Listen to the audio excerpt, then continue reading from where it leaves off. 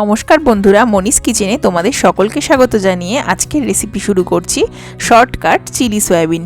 কি লাগছে স্ক্রিনে দিয়ে দিলাম, তোমরা এখান থেকে দেখে নিতে পারো। তো চলো এবার রান্নাটা ঝটপট শুরু করে দিই। 2 কাপ সয়াবিন নিয়েছি, নুন দিয়ে ভালো করে সেদ্ধ করে জল ঝরিয়ে রেখে দিয়েছি।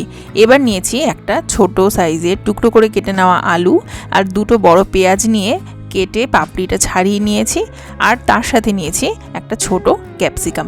এখানে বলে রাখি আলুটা কিন্তু অপশনাল, তোমরা আলু না চাইলে না দিতে পারো, তাতে কোনো অসুবিধা নেই। আর এর সাথে লাগছে আদা রসুন বাটা। এবার রান্নাটা শুরু করার আগে আমি একটা সস তৈরি করে নেব। তো চলো একটা বাটি নিয়ে নিয়েছি, তার মধ্যে দিয়ে দিলাম মোটামুটি 1 কাপ মতো জল, তাতে দিয়ে দিচ্ছি টমেটো সস। আমি এখানে 2 টেবিল স্পুন মতো টমেটো সস দিয়েছি। টমেটো সসটা জলের সাথে গুলে নিলাম। এবার দিয়ে দিচ্ছি 1 টেবিল স্পুন ভিনিগার, তার সাথে দিচ্ছি 1 টেবিল স্পুন সয়া সস। এবার দিয়ে দিচ্ছি 2 টিস্পুন মতো কর্নফ্লাওয়ার। এবার ভালো করে মিক্সিং করে নেব। এই সসের পরিমাণটা অবশ্য গ্রেভির উপরে ডিপেন্ড করে। যদি গ্রেভি বেশি হয় রান্নায়, তাহলে সসের পরিমাণটা কিন্তু ডাবল হয়ে যাবে। তো চলো এবার রান্নাটা শুরু করি। কড়াইতে দিয়ে দিচ্ছি প্রথমে সামান্য সাদা তেল। এবার এতে দিয়ে দেব আদা রসুন বাটা 2 টিস্পুন মতো। আজকের এই রেসিপিটির নাম আমি শর্টকাট চিলি সয়াবিন কেন বলেছি, তো সে বিষয়ে তোমাদের সাথে চলো একটুখানি কথা বলে নিই রসুন আদাটা ভাজা হতে হতে। তো আজকের রেসিপিটা যারা ডায়েট করছো তাদের জন্য কিন্তু একদমই পারফেক্ট একটা রেসিপি।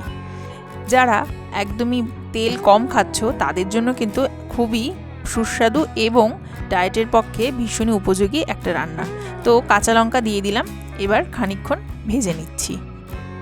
আদা রসুন লঙ্কা একটু ভাজা ভাজা হয়ে গেলে এবার দিয়ে দিচ্ছি টুকরো করে কেটে নেওয়া আলুটাকে আমি নুন দিয়ে বেশ লালচে হয়ে নেওয়া পর্যন্ত ভেজে নেব।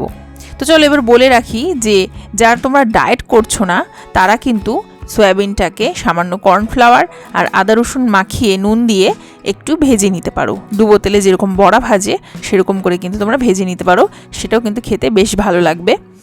এবার দিয়ে দিচ্ছি ক্যাপসিকাম আর পেঁয়াজ, এটাকেও বেশ খানিকক্ষণ একটু ভেজে নেব। খুব বেশি ভাজার দরকার নেই ক্যাপসিকাম পেঁয়াজটা, জাস্ট কিছুক্ষণ একটু মিক্সিং করে নিচ্ছি। তবে যেহেতু আমি শর্টকাট এবং ডায়েট রেসিপি একই সাথে শেয়ার করছি, সেই জন্য আজকে সয়াবিনটাকে ভেজে বানাচ্ছি না। তো এবার আমি সসটা দিয়ে দেবো, যে সসটা আগে থেকে তৈরি করে রেখেছিলাম সেই সসটা দিয়ে দিচ্ছি, আর তার সাথে দিয়ে দেবো মোটামুটি আরও 1 কাপ মতো জল। ভালো করে ফুটিয়ে নেব এই স্টেজে। আর এই স্টেজে একইভাবে অ্যাড করে দেবো সয়াবিনটাকেও। ভালো করে মিক্সিং করে নিচ্ছি সয়াবিনের সাথে সমস্ত সস এবং সবজিগুলোকে। তারপর মোটামুটি 10 মিনিট মতো লো ফ্লেমে কভার করে আমি রান্না করে নেব। আর এই স্টেজে আমরা নুন আর মিষ্টির পরিমাণটা চেক করে নেব। দেখো একটু চিনি দিয়ে দিলাম, আর নুনটাও এর আগে দিয়েছি। তো নুন চিনির ব্যালেন্সটা এবং টেস্টটা এই স্টেজেই কিন্তু আমাদের চেক করে নিতে হবে। আর বেশ খানিকক্ষণ ফুটিয়ে নিচ্ছি। তবে এই স্টেজে তোমাদের একটা বলে রাখি, টিপস দিয়ে রাখি, সেটা হচ্ছে যদি গ্রেভির পরিমাণ বেশি থাকে তাহলে যা যা সস আমি ব্যবহার করেছি সেগুলো কিন্তু ডাবল হয়ে যাবে। আর যদি গ্রেভি কম থাকে অর্থাৎ মাখা মাখা হয় তাহলে যেরকম দেখালাম সেরকম। তো 10 মিনিট ফোটার পর আমাদের শর্টকাট চিলি সয়াবিন কিন্তু রান্না কমপ্লিট। গরম গরম রুটির সাথে, ফ্রাইড রাইসের সাথে, পোলাওয়ের সাথে বা ভাতের সাথে খারাপ লাগবে না, খুবই ভালো লাগবে। একটা চাইনিজ রান্না, তবে আমার মতো করে আমি তোমাদের সাথে শেয়ার করলাম। কেমন লাগলো জানিও, বাড়িতে অবশ্যই বানিও। ডেকোরেশনের জন্য বা গার্নিশিংয়ের জন্য একটুখানি রসুন পাতা কুচো করে দিয়ে দিয়েছিলাম। রেসিপিটি ভালো লাগলে লাইক করো, চ্যানেলটি সাবস্ক্রাইব করে পাশে থেকো।